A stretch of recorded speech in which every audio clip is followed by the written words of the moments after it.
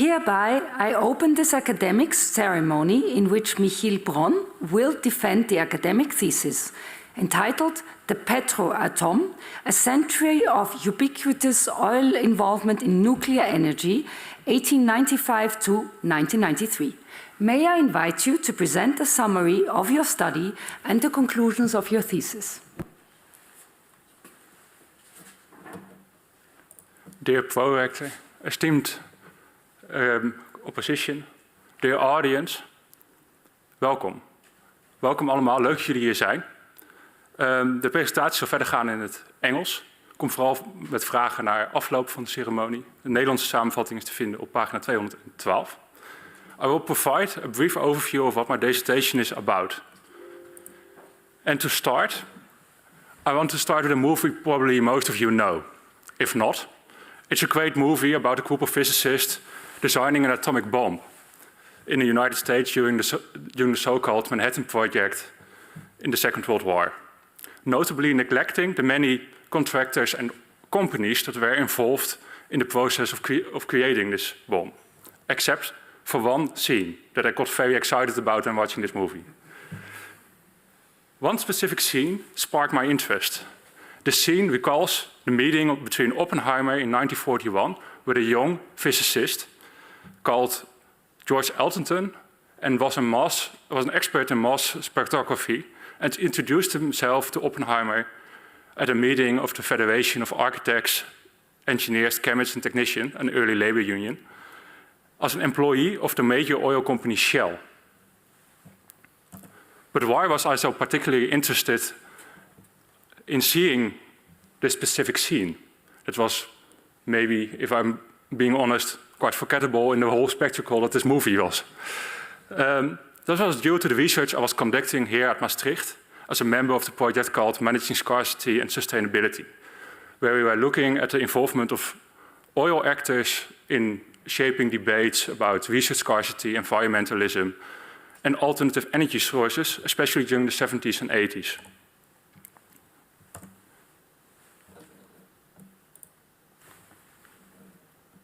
Specifically, I was researching the ubiquitous involvement of various oil actors in nuclear energy production, which was really omnipresent during the 70s. Here you see a couple of examples of oil employees from Exxon Nuclear working on uranium rods as an enrichment facility, employees from the small oil company Kerr-McKee going down a uranium mine shaft, geophysicists from Gulf Oil searching for uranium in Canada, and a fusion reactor with employees from Shell and Gulf Oil at General Atomics. Of course, already at that time, there were a lot of theories about why oil companies were so involved in nuclear energy, since a report in 1981 already found that 45% of all US uranium reserves was mined by oil companies. Some of these theories even stated that the oil industry wanted to sabotage the development of nuclear energy by increasing the prices so that oil would remain competitive during the oil crisis of the 70s. And this view was expressed publicly and politically by senators like James Aborazek, but also later in popular culture like the novel, experimental novel by David Mitchell, Cloud Atlas, which was later turned into a movie starring Tom Hanks. Also in more academic literature like Carbon Democracy by Timothy Mitchell. In other literature, the involvement of the oil industry in nuclear energy was often framed as part of a short-lived diversification strategy that was only present during the 70s as a somewhat panicky reaction to the 1970 oil crisis, where a lot of oil companies started to invest in all kinds of experimental strategies like hotels, candle making, and alternative energy sources. For me, however, these theories could not fully explain why oil companies got into nuclear energy specifically, and why I kept finding references to spillovers between both energy sources already way before the 70s, like the Elton example we just saw.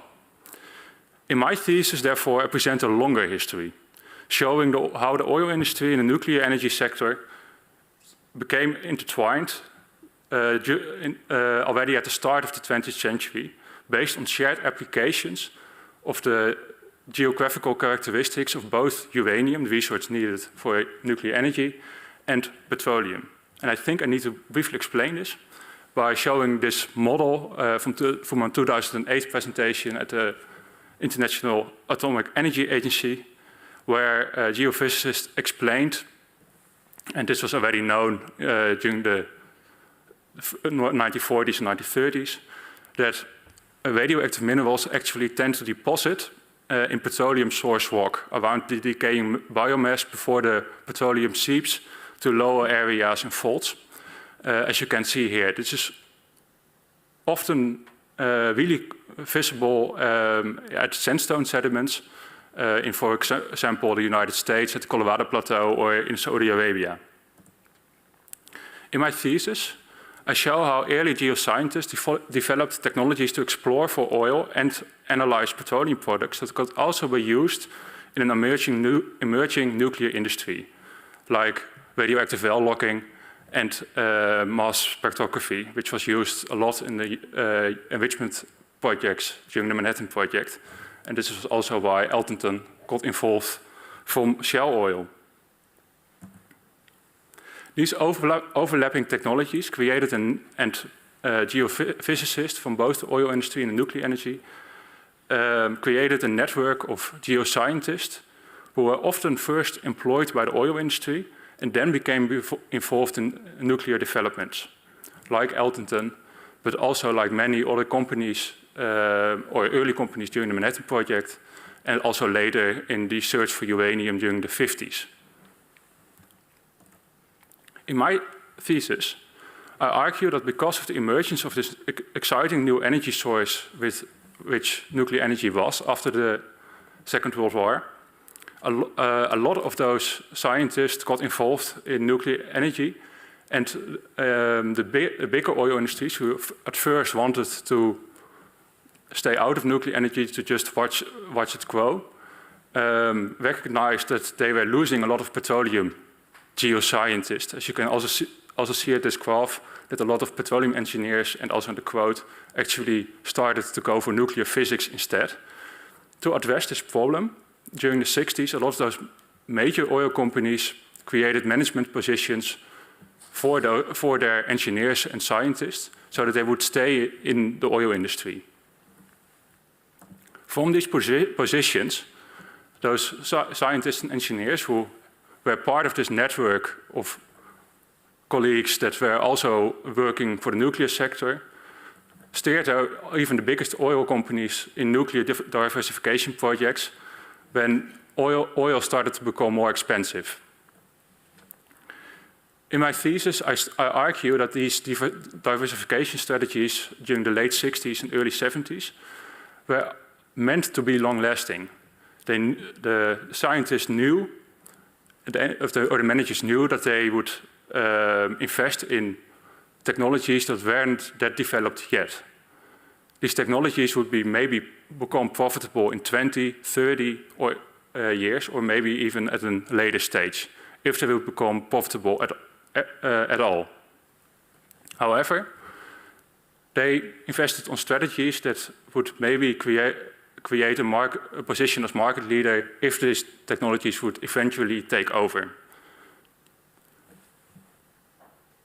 And they also argued that those innovative technologies that they developed within their research and development companies would actually solve a lot of the issues that were discussed during the 70s, like potential resource scarcity with a potential end of oil, or environmental problems with both petroleum production and early nuclear energy.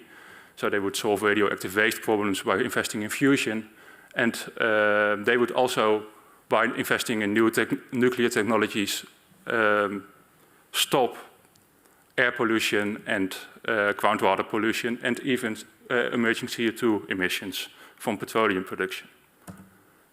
But why then would a lot of those companies leave during the 1980s, and by claiming that those nuclear investments weren't profitable at all, if they already knew before that these wouldn't be yet profitable during the 80s. This question becomes even more difficult to answer, since a lot of the companies that were originally established by oil companies, like the Dutch, German, British company Urenco, which produces a lot of the enriched uranium today, are still running and are still being profitable. And Urenco was partly established by Shell during the end of the 60s. In my thesis, I argue that during the 80s, there was a shift in how the oil companies' management levels approached the strategies about doing long-term investments or short-term investments. Under the pressure of increasing shareholder power, often instigated by oil actors lobbying for neoliberal policies, the managers that were previously mostly from this cohort of scientists and engineers were slowly replaced by new managers trained in finance and business administration, which were more focused on short-term profits of getting the highest return on investments in 10 years. And then with the money they would gain from these strategies, eventually buy out new technologies that will be developed outside the oil industry, not addressing the question who would then develop these technologies.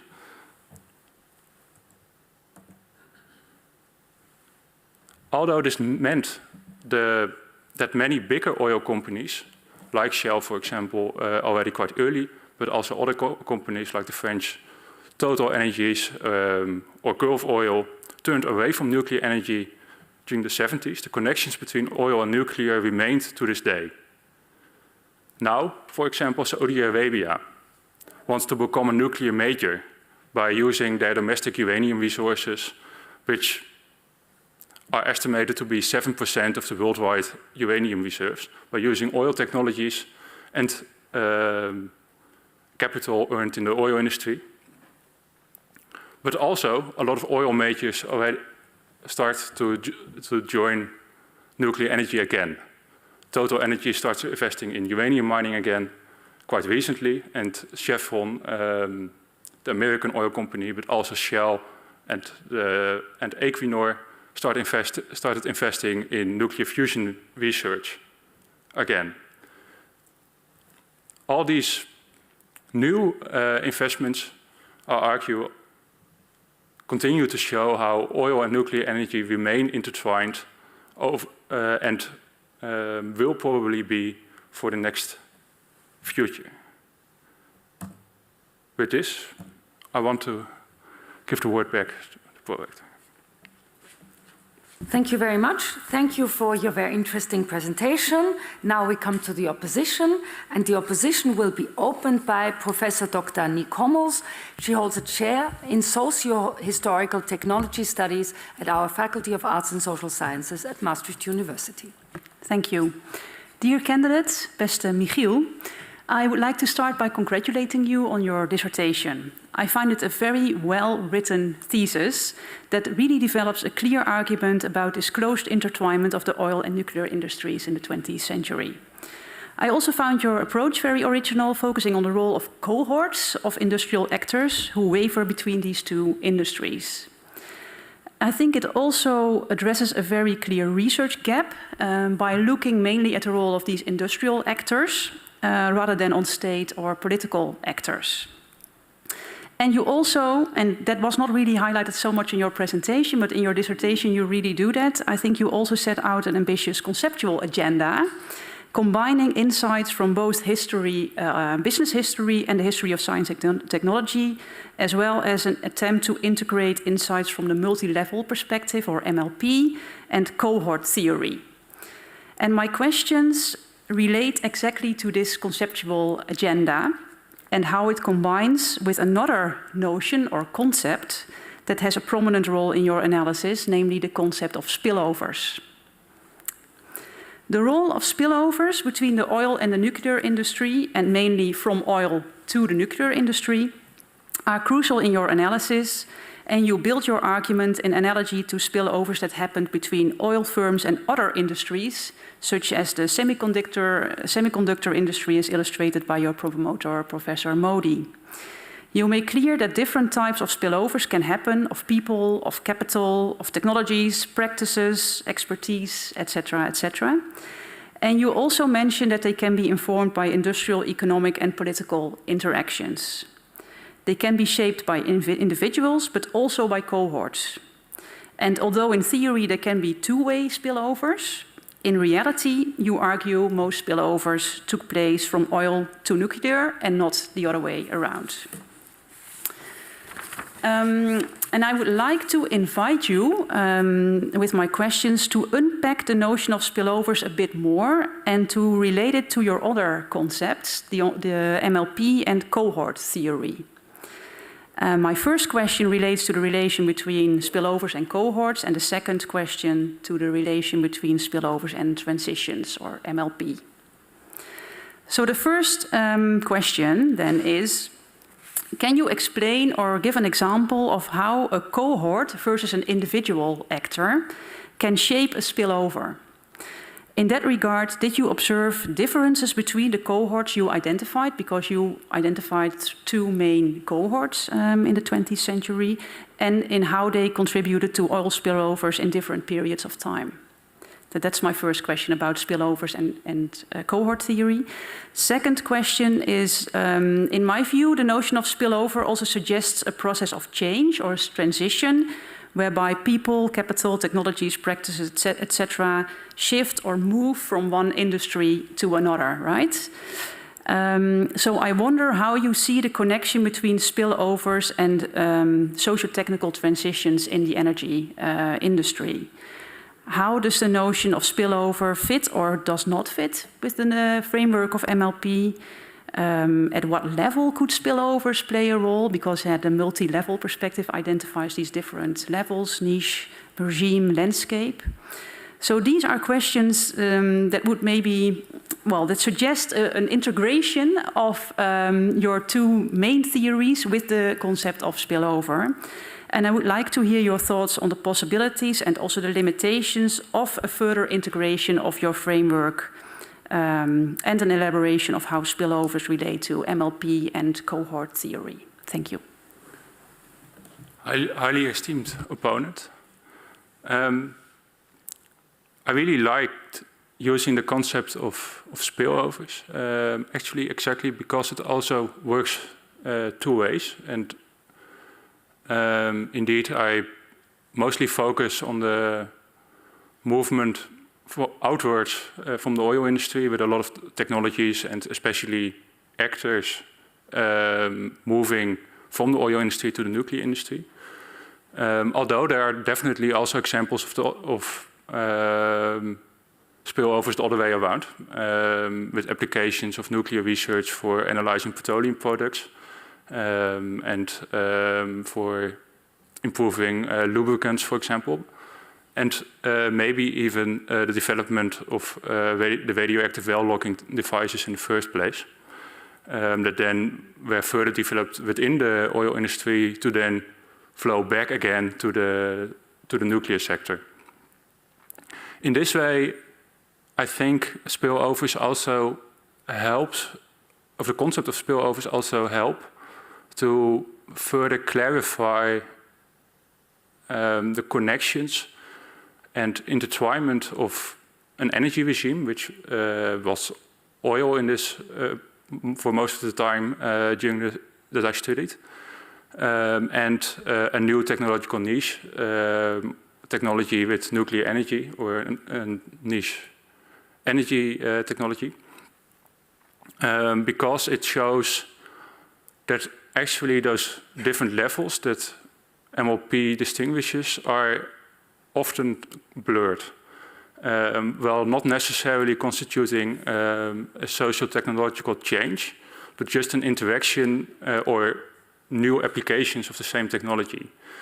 And in this way, I think spillovers help expand the framework of MLP by actually blurring the lines between those. In the same way that also cohort theory helps to address the collective agency of the many individuals who moved in between both energy sources. And in this way, I also think that spillovers can really help to explain the change that a cohort constitutes. Because cohort theory, in my opinion, often doesn't really address the change that is made possible by a cohort shift or a cohort moving or being prominent for a time. That is because I think most of the cohort studies, mostly located in political science and in social science, other social sciences, focus mostly on the cohorts themselves and not necessarily on the change, or they don't define the change. And in a way, applying MLP helps here because it offers some tools to talk about change as a social technological transition. And then spillovers help to blur those lines within MLP and showing what it actually meant and what the impact was of many individual actors moving in between. And it also helps to explain the technological developments or applications that were put in place in both energy sources, which were done by the geophysicists spilling over. Thank you. I think it's a very clear answer. Thank you so much. The opposition will now be continued by Emerita Professor Dr. Ketje Sluiterman, who holds a chair in business history at Utrecht University. Dear candidate, let me also start by congratulating you with your successful completion of your dissertation. I read it with great pleasure and I learned a lot from it, especially about this interesting link between the oil industry and the nuclear industry. And such your dissertation is an important contribution to the new field of energy history and an excellent example of the combination of the history of technology and business history. And with the discussion on neoliberalism, you also added some political history. And all that in a dissertation that is both compact and well written. You will not be surprised if that my question will focus on Shell. It's one of the cases you have studied. And I have the feeling that for you, the case of Shell fits in the general story. However, I am not entirely convinced, but perhaps you can convince me. Why am I not convinced that it fits your story? Because I have some difficulty with your the way you describe your second cohort. And so let me start with the question, why Shell decided to leave the nuclear energy in 1979? So I'm not going into why they entered, but perhaps we can do that later. You argue that the oil industry abandoned nuclear energy because a new cohort of managers wanted to focus on short-term profits to increase shareholder value. That new cohort existed of economics and business school people. It's unclear, however, where this cohort is located. We hear about university professors, actors at planning departments, the occasional CEO. But you also tell us that chemists, geoscientists or engineers did not disappear and that the new cohort was less cohesive than its predecessor. And finally, we are told that the new cohort of economists and business administrators may not even have replaced the old cohort of engineers. So I'm beginning a bit feel worried about what that new cohort really is. But I'm now particularly asking you whether this new cohort was responsible for the fact that Shell withdrew its investment in nuclear in 1979. First, it was actually too early for this new cohort to have kicked in. So even in timing, it is fairly early in your story about when the new cohort is coming. And also, when they acquired a stake in the nuclear activities of Gulf Oil, setting up General Atomic Company, Shell thought that the technological development were further ahead than they turned out to be, and that utility companies were eagerly awaiting nuclear energy, which turned out to be not the case. The forecasts were, looking back, were unrealistic, as you also mentioned about the Exxon case. So, would you not agree that the Shell case is in fact perhaps the odd one out in your story? And is not fit this story? Highly esteemed opponent. It's a shame that we won't really talk about how Shell fitted the first story of the first cohort, because I really think that there it is. It is really fitting. Maybe to start with how to define the second cohort, the cohort of managers trained in finance and business administration, how this maybe differs from the preceding cohort. What I really like about using the concept of cohorts instead of using generations is that people can actually shift cohorts. And I think especially in the case of Kerr-McKee, more in the small independent oil company from the United States, we actually studied a lot of the biographies of the oil managers, and there you see really a shift in also a lot of the engineers and scientists who then got their MBAs later during their career, especially during the 80s, and then they got into power. Yeah. I will come to Shell as if it's an outlier or not. For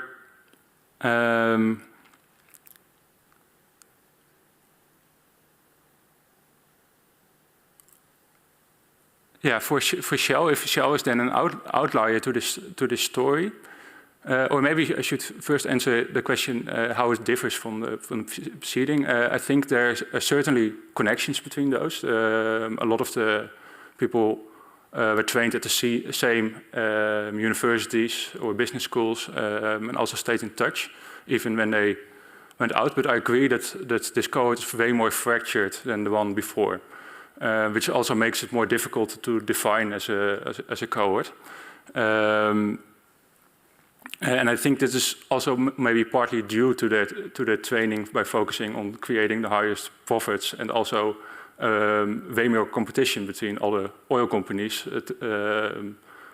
merging and taking over during each other during the 80s, that they were in touch a lot less. But then Shell, is Shell an outlier? I think Shell offers a really interesting case, especially with CEO Gerrit Abraham Wagner, who was CEO already at the early 70s. And I think, especially because Wagner was a bit of the outlier from the beginning. He was trained in law, not in engineering and physics. Yeah, so was Laudan, who was more of a diplomat. But I think Wagner is interesting to look at because he really makes a shift during his career. At first, he started really to promote the nuclear investments during the early 70s, also by working on the Dutch report Werk voor de Toekomst, where he was a part of the committee writing this report. And he actually addressed a lot of the problems with regular nuclear fission in waste, and then pleaded also in a lot of public lectures for innovative investments. And I think also the investments in nuclear fusion are really also part of the strategy to also already develop technologies that they really knew that they wouldn't be profitable soon. But then over the span of his career, Wagner himself also made a change. And I think that's very interesting because he then shifted towards a way more neoliberal view and also coming to a stand or to a point where he stated that oil companies or industry in general actually shouldn't do all the development of innovative technologies, but the government should actually be funding this type of research. So I used Shell in my dissertation, or I tried to use Shell in my dissertation, not so much as a prime example of how the cohort shifted during the 80s, but maybe because they were so early to already set up the story of the change that would appear in a lot of the other companies some years later. So yeah, indeed, I agree that Shell is a bit of an outlier, but also because it's an outlier, it's a very interesting case to illustrate the shift that is happening later. Well, thank you. I'm content for now. Thank you so much. Your position will now be continued by Professor Dr. Raf de Bond, Professor of Science and the Environment, also at FASOS. Dear candidate, beste Michiel, like my colleagues, I would of course like to start by congratulating you. I think you've written a very impressive thesis. It's impressive in various ways. It draws on a very vast and very diverse range of primary sources. And you cover a whole range of different fields and subfields, ranging from business history to energy history to history of technology. And while being so ambitious, it's still very readable and there's still a clear argument. So that is a rare combination. I also think it will raise a whole range of interesting discussions, and I hope we can have a bit of an interesting discussion here as well.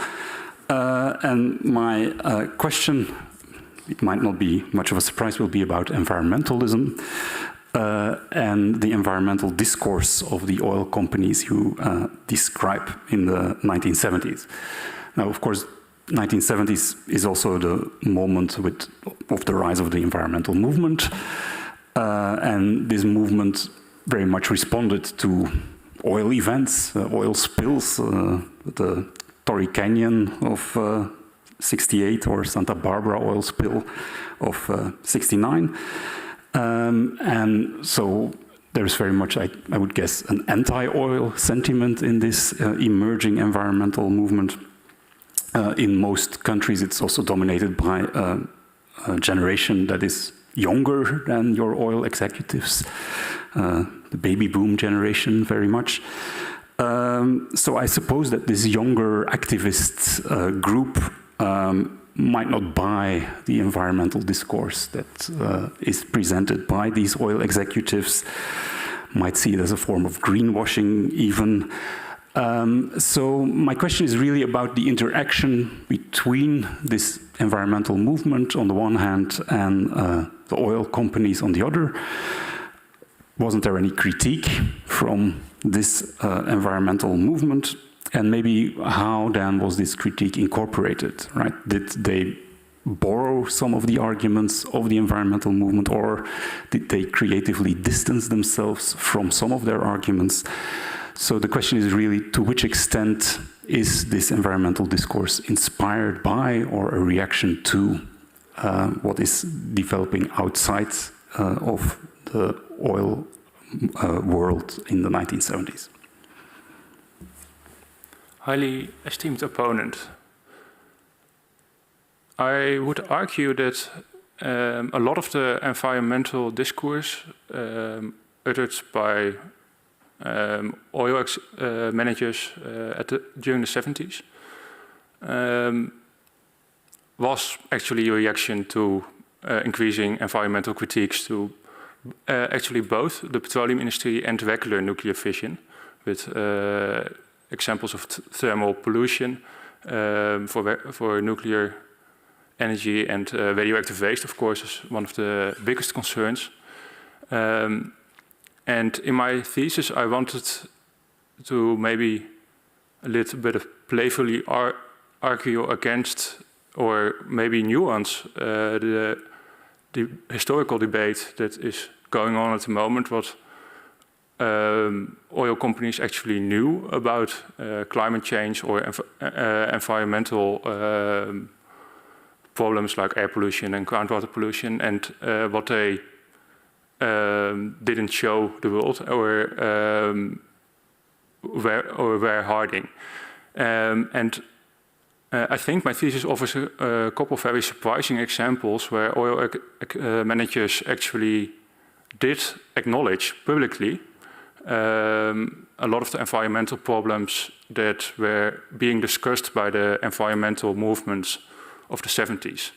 In the previous question, I referred to Wagner, CEO of Shell, actually acknowledging a lot of the, or working together on a report that acknowledged a lot of the problems with groundwater pollution and air pollution, but also even emerging CO2 emissions from oil, and then presenting innovative technologies that they were investing in as an alternative or potential future, where then investments in regular nuclear fission would be a bridge to this future fueled by nuclear fusion, for example, or by innovative mining technologies like in situ leaching.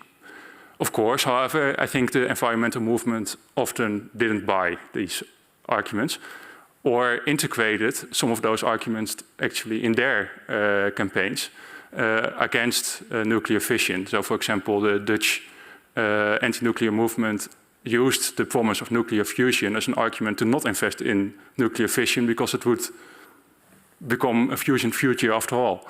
Well, this was not actually the goal of the oil managers, I think.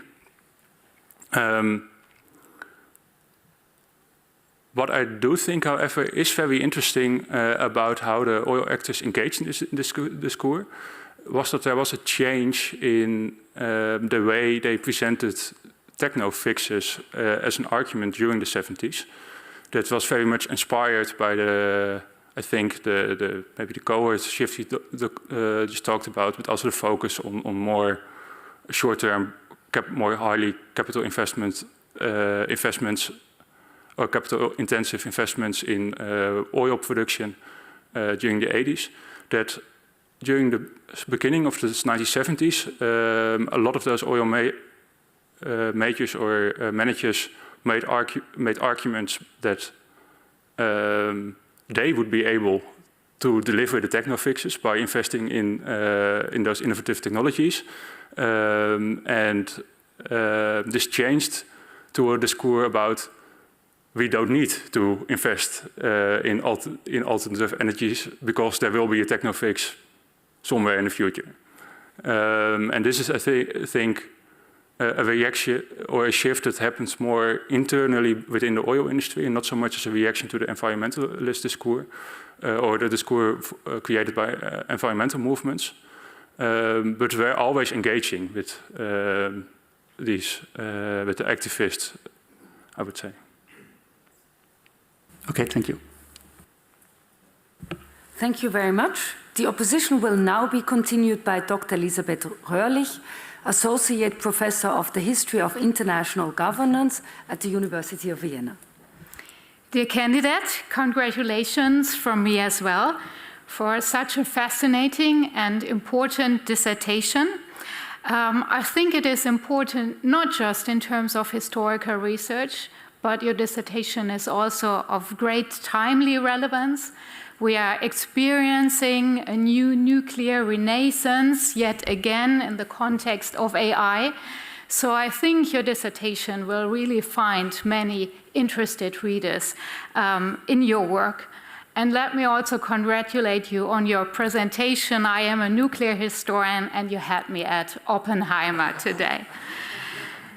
So I was very impressed by the multi-archival research that you've conducted and by the long and diverse list of archival collections that build the archival or the empirical foundation of your analysis. Your dissertation features a short subchapter in which you deal with the archival situation and in which you highlight the different archives that you've consulted.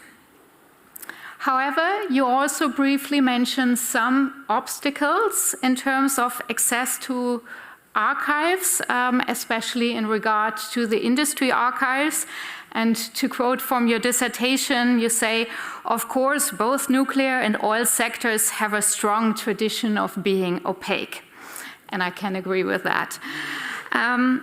So what were the most important archival biases that you encountered, and how did you manage these? And since cohort theory and individual actors are so central for you or for your analysis, how did you select the people from which you consulted personal papers? Or to ask it more generally, how did you make sure that your empirical foundation was suitable to answer your research questions? You have a note toward the end of your dissertation where you say you decided against oral history interviews, while you did expert conversations, I think, but no oral history interviews.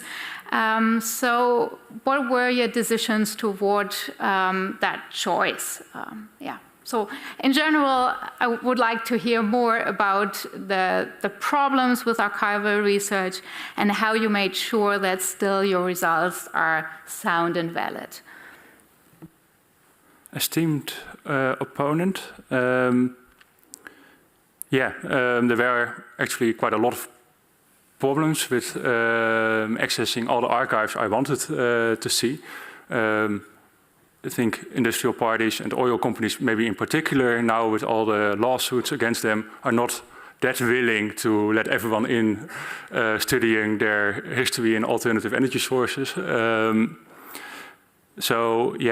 encountered, we didn't really got in some of the archives we wanted originally, but got in others. I think what really helped was to focus on oil companies that were that experienced hostile takeovers, and then like Gulf Oil that was taken over by Chevron during the 80s, and then they left their archives at the Heinz History Center in Pittsburgh, where they are actually, and those are actually quite accessible if you can find the time to go to all the unorganized boxes. But those archives actually contain a lot of minutes, also from board meetings, and also a lot of policy papers that also illuminate what was missing in other public archives of oil companies, like the Exxon archive. So that made clear where maybe gaps were in the story of Exxon, for example, or Mobil. So that was one obstacle that she partly solved by going into companies like Chemical and Gulf Oil, or by going into indeed archives of consultants who worked for both the oil and nuclear industry, and also left their private archives at universities or other institutions. Those illuminated quite a lot of the stories that the oil companies were not that willing to share. One particular example that I really noticed was that there was a lot of material also on Exxon archives about successful stories of they entering the nuclear industry, and really celebrating all the uranium deposits they found, and how great it was that they invested in those innovative technologies that would solve all environmental problems. But then there was almost nothing about why they left. Also a lot of the pamphlet and also the celebratory material that was there were not really policy documents, but were often pamphlets and flyers that were meant to convince the public and politicians about the potential success of their investments. We try to overcome this by looking at the archives of those consultants, and the archives or governmental archives that were also involved in some of the projects, like in the Netherlands with Urenco. There's also some material on from the Ministry of Economic Affairs, and so there are a couple of other examples, but especially the archives of the consultants or the scientists are really illuminating, also because those aspects of those scientists being involved in two energy sources as a consultant is often not that well studied, like Hans Bethe, for example, who is a famous nuclear physician and also stars in Oppenheimer, did also a lot of consultancy work for the nuclear projects of Exxon. And so this was really helpful. We selected those mostly, or I selected those mostly by going into more detailed studies of the nuclear projects I knew oil companies were involved in, and then trying to see if there were any public mentions. And sometimes you found some mentions of those scientists also in the public archives of those oil companies, celebrating, Exxon for example, celebrating that Hans Bethe was actually helping them. And then I went into the archives of Hans Bethe. And this is only partly addressed, but does answer the question a bit about the oil histories, was that I actually went into a lot of the archival collections with a lot of oral histories on uranium mining workers that worked for both the oil, or worked for oil companies doing uranium mining. And this they offered a lot of great material, but it was also necessary because a lot of those actors unfortunately already passed away, especially for the period I most heavily studied, actually preceding the 70s. So that helped to circumpass the lack of actors I could interview. I did some interviews with people who were, or tried to do some interviews with people who were still alive. Some of them were over 100 years old. But those remained more of a background stories that helped me understand the dynamics that were going on, or get some feeling of the dynamics that were going on, and also point me towards more, maybe archival collections that could be relevant. But I didn't really incorporate those in the station itself. Thank you. Thank you very much. The opposition will now be continued by Dr. Alexandra Komornicka, Assistant Professor, Post-War European International Economic History, also at FASOS. Dear candidate, I would like to start with sharing praises on your dissertation, and in particular I wanted to pick up on your argument, which I think have significance beyond scientific field. And I'm talking here about the argument which really places a finger on a human agency in history. And I think that this is a huge achievement, in particular when dealing with topics such as resources or capitalism, where we tend to forget that we are not governed by those big forces, but ultimately this is about people sitting in the room and making decisions. So I think that this is a huge achievement of your dissertation, and this is why I also wanted to ask the question about the actors of your story, so the people you talk about, and specifically about the way you classify them. So I think that this dissertation also makes a very strong argument for transnational history against national history, but there are consequences in the way you characterize your actors. So you focus more on their education and professional career, but not necessarily on their politics, for instance. And the place where it struck me is in particular the chapter when you talk about the second cohort, and you use as an example François Xavier Ortoli, who was, you characterize him as a finance representative, but he was a French politician and the president of the European Commission. So I wanted to ask you about the views of the people you talk about, and do you think that they did not matter? And is this the reason why you decided to not talk about this? And maybe more generally, also, could you elaborate a little bit about the political dimension of your story? Esteemed opponent, Otolle is indeed an interesting case, exactly because he's quite political, and also him becoming CEO of Total Energies was actually quite a political decision made by the French government, and the people at the oil company actually didn't really want him there because he wasn't an engineer.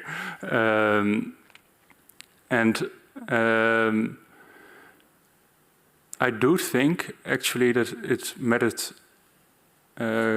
quite a lot what their political views was, especially for the second cohort. Although in some ways also for the first cohort. And this is also something I wanted to point out in my conclusion, in the final part on carbon neoliberalism, where I try to make a preliminary argument that a lot of the oil industry started to fund neoliberal campaigns and think tanks during the 70s and 80s. And also some of those oil actors really became components of neoliberalism. So in a way they created the shareholder power that forced them then to move away from their long-term investments. And I think those lobbies, but here have to be a bit careful because my dissertation didn't really focus on research for the dissertation didn't really focus on this. But I do think that that also the political views of this new cohort really, of the new managers really helped constitute the changes that they would then be forced to make. So that there the political side is really present.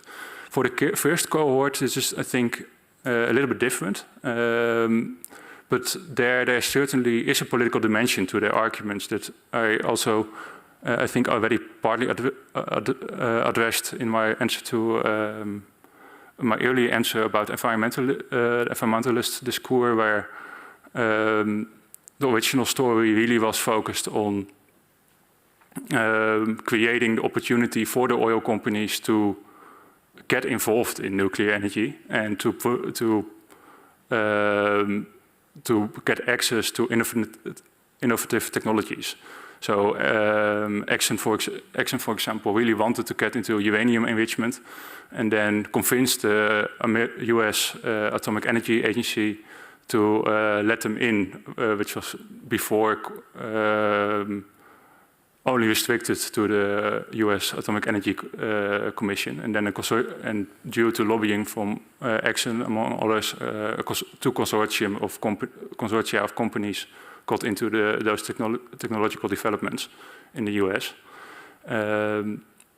So there's also a political side where oil managers actually want to get more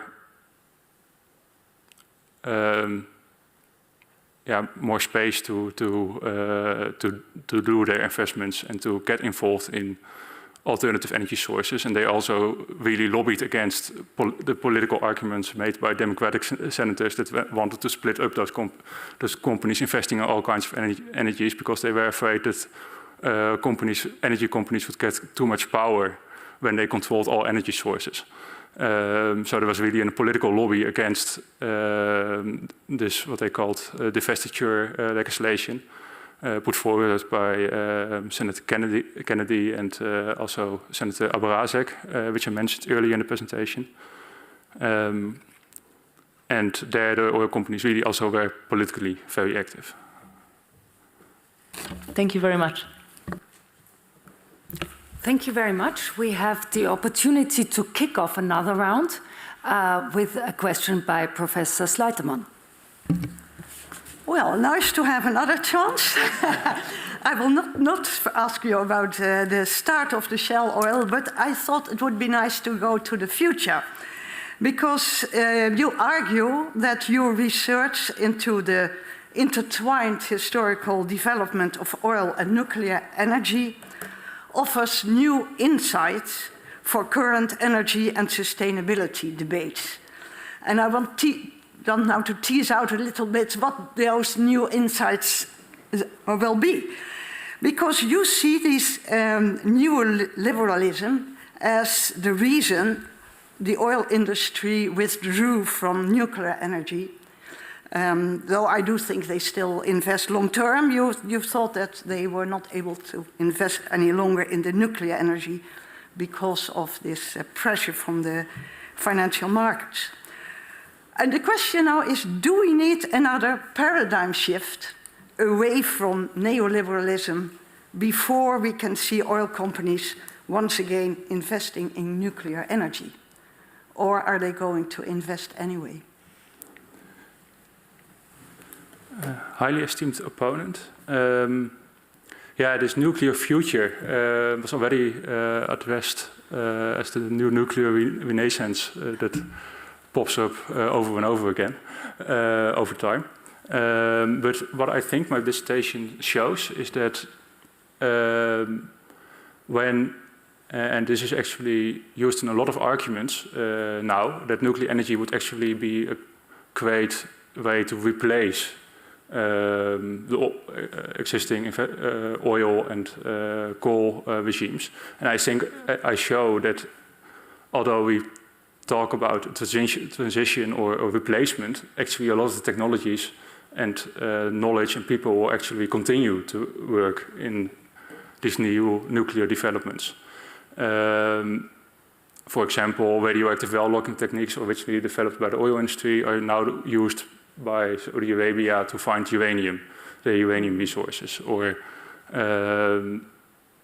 in situ mining techniques, which were based on water flooding techniques in the oil industry, are now the most common way to mine uranium all over the world. So in this way, I think oil technologies will remain also in a potential nuclear future. If this future will happen, of course. However, do we need a paradigm shift for oil companies to start investing in nuclear energy again? Because if they withdrew because of neoliberalism and the pressure from the financial market, then you would assume that they are not going into it again, unless you could argue they went out because the technology was not ripe, and nowadays they think it's sufficiently furthered in the meantime and would be prepared again to invest in it. No, I don't think we need a paradigm shift, because I think in my story I mostly focus on Western oil companies. Well, now you actually see also a lot of Chinese oil companies start investing in nuclear energy, or Saudi Arabia, for example, or oil actors in former Soviet countries who are also involved in nuclear energy production. So those entanglements will continue, I would say. For Western oil companies, though, I wouldn't argue that we need a paradigm shift, but maybe a cohort shift again, to get more managers on top that are willing or able to invest in strategies that and heavily invest in strategies that they won't know will become profitable. And will remain innovative or will be quite capital intensive. And therefore I'm not entirely buying the current investments of a lot of the oil companies in new technologies. I would say a lot of the managers are still wanting to get the highest shareholder profit. And I think they will be more easily willing to divest again when they think they can get more profits elsewhere. In order for these investments to successful, I think we need a new cohort of managers.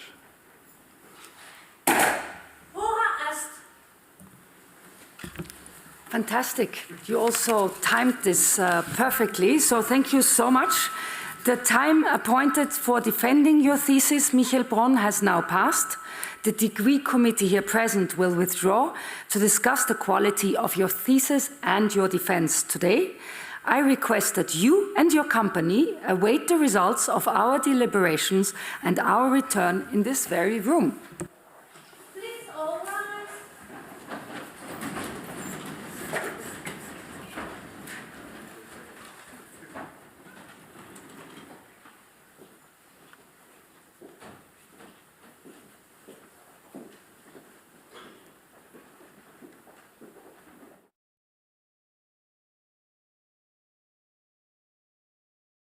The PhD defense has now ended.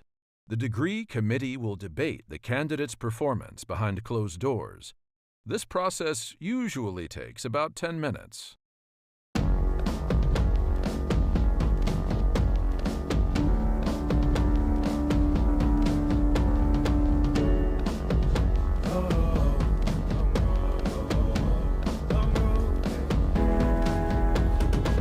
Long road to the south side.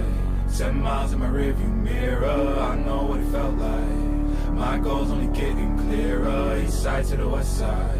No place like home, if it's questions that you've got, go the extra mile and die.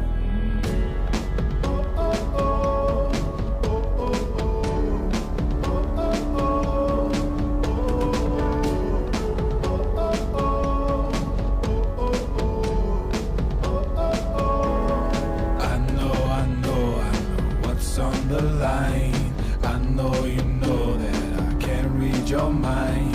Years can't fly by now, don't waste all your time. Cause I'll go the extra mile. Long road to the south side, 10 miles in my rearview mirror, I know what it felt like. My goal's only getting clearer, east side to the west side. No place like home, if it's questions that you've got, go the extra mile and die. On the dash, got my laces tied. Long road, I don't waste no time. Break rules because fate decides. With the team and we chase the light. I make a move, fall down, shake it off. I hate to lose, bad branch, break it off. No room for negativity, praise and love. Prepare for deep part cause we're taking off. Get the mileage, traveling so far from home. Gathering knowledge, other connections. I put the time in to get everything I ever hoped for. It's a challenge and we all in. It's a better future that we go for. And even though these nights seem long, I know that I am never on my own. Know you won the battle once you've grown.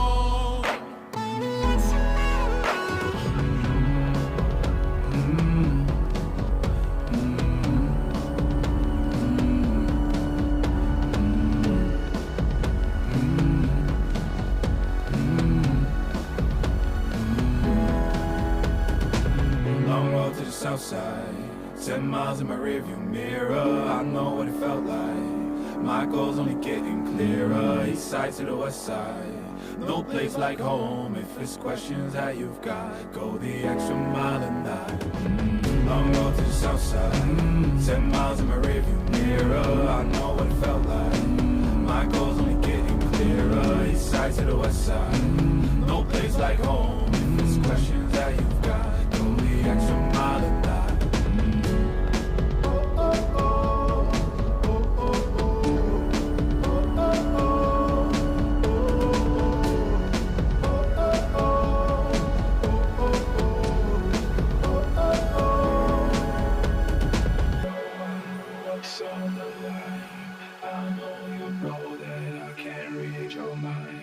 Years can't fly by now, don't waste all your time. Cause I'll go the extra mile.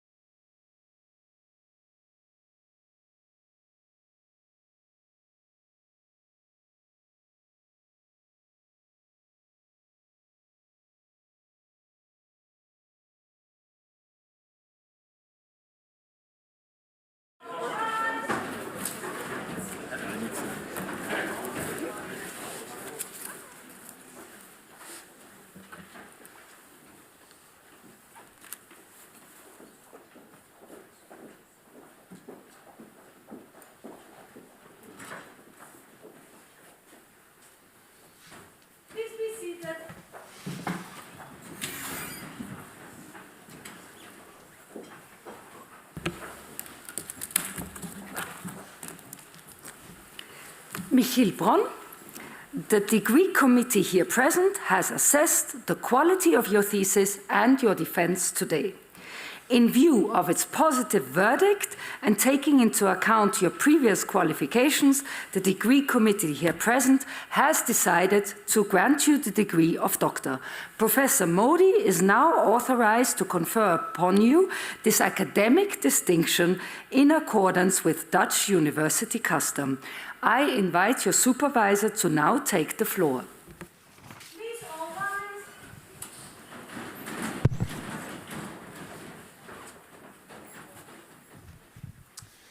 First, a little ritual.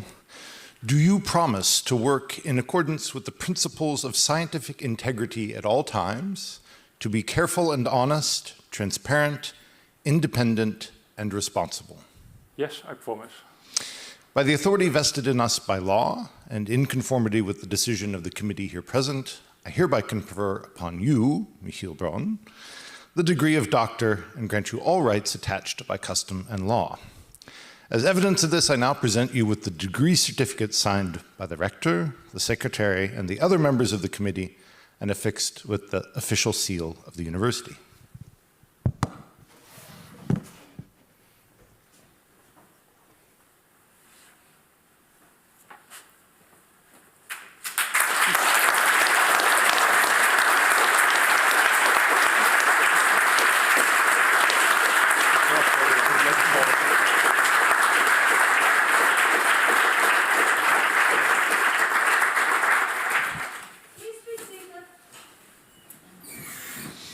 Okay, and now the fun part. I'll just say a few words because I want my partner in crime to have a chance as well. But Michiel, congratulations. Thank you for such a wonderful dissertation and for the opportunity to work with you for all these years. It has been a pleasure from day one, from before day one even. To use the cliche, you hit the ground running. To extend the cliche even further, I tossed you this half-baked research question. Why were there so many oil companies involved with nuclear technology in the 70s? And you ran with it so much further than I ever could have imagined. Really, I'm really in awe. You do so many parts of this job so well. Surveying the literature, gathering primary sources, writing articles, chapters, reviews, working with co-authors, helping your colleagues, whether that's your colleagues on your team or across the scientific community, developing novel concepts, engaging with the public. You do it all. Like nuclear fusion, you have a very bright future ahead of you. Unlike nuclear fusion, tomorrow is today, and that future is here. So, Vincent. Yeah, thanks so much, and congratulations, of course.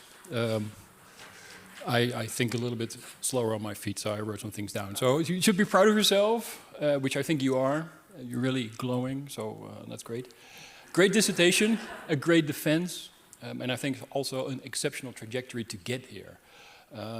That partly has to do with your qualities, but also with circumstances. I remember doing the job interviews in 2020 during COVID, during pandemic online.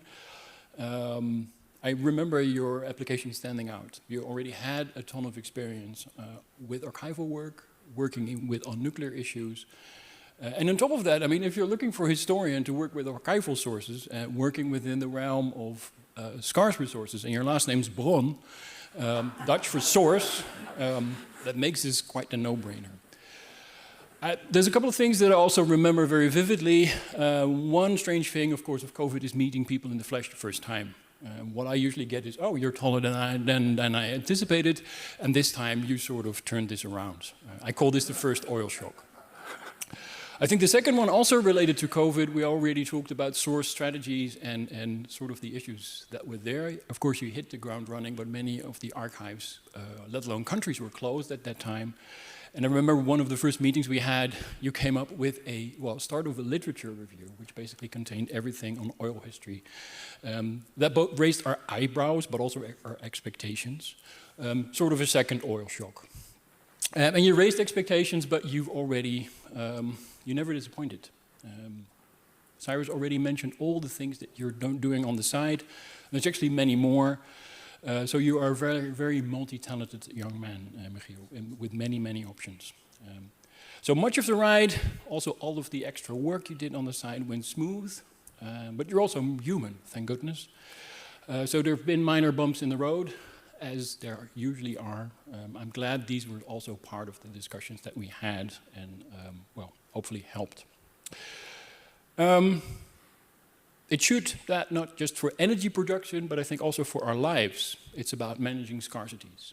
Time, talent, resources, and I think let's not waste more time today, but celebrate and be proud of your wonderful achievement. So once more, congratulations.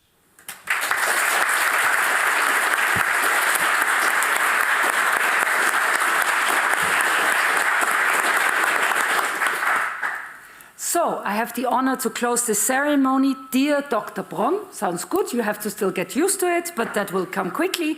Dear Dr. Bron, also on behalf of Maastricht University, I have the honor to congratulate you with the degree you have achieved. Now you can let go, now you can celebrate with all your friends and family, and we will take a picture on the stairs, and I invite your audience to go to the Refter, and then quickly move into the Refter to congratulate the young doctor. And the family comes, of course, along for the photo. Please all rise. Let the